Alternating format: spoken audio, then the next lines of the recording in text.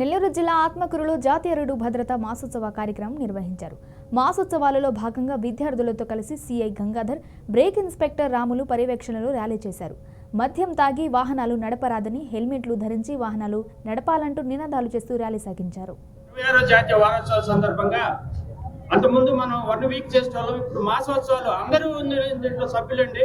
అట్లా police department వారు కానీ, అట్లా ట్రాన్స్పోర్ట్ డిపార్ట్మెంట్ వారు కానీ, తర్వాత ఈ వాలంటీర్స్ కానీ, తర్వాత ఆర్ఎన్బి వాళ్ళు కానీ, NH5 వాళ్ళు కానీ, తర్వాత ఆర్టీసీ వాళ్ళు కూడా వీళ్ళందరూ ఈ రోడ్డు భద్రత వారోత్సవాలకి కార్యక్రమాలు చేస్తున్నారని ముఖ్యంగా మేము మీడియా వారికి తెలియపరిచేదంటే, మీ ద్వారా మాకు తెలియపరిచేదంటే, ఈ రోడ్డు యొక్క భద్రత ఫస్ట్ ఆఫ్ ఆల్ మనం మోటార్ సైకిల్ వారు హెల్మెట్ ధరించాలా, అట్లాగే పిలియన్ ప్యాసింజర్ కూడా వెనక కూర్చున్న వారు కూడా కంపల్సరీ హెల్మెట్ ధరించాలా.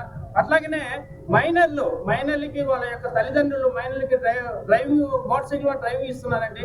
అట్లా ఇస్తే ఇద్దరికి వారి మీద కేసులు బనాయించడం జరుగుతుంది. అట్లాగనే మెయిన్ ఆటో వాళ్ళకి చెప్పేది ఏంటంటే, ఇక ఉపాధి కూలీలు, హామీ కూలీలని సీట్లన్నీ ఊడ్తీసి మొత్తాన్ని ఓవర్లోడ్ చేసుకొని తీసుకెళ్తున్నారు. అట్లా కూడా చేయకూడదని యొక్క మా వినాదము.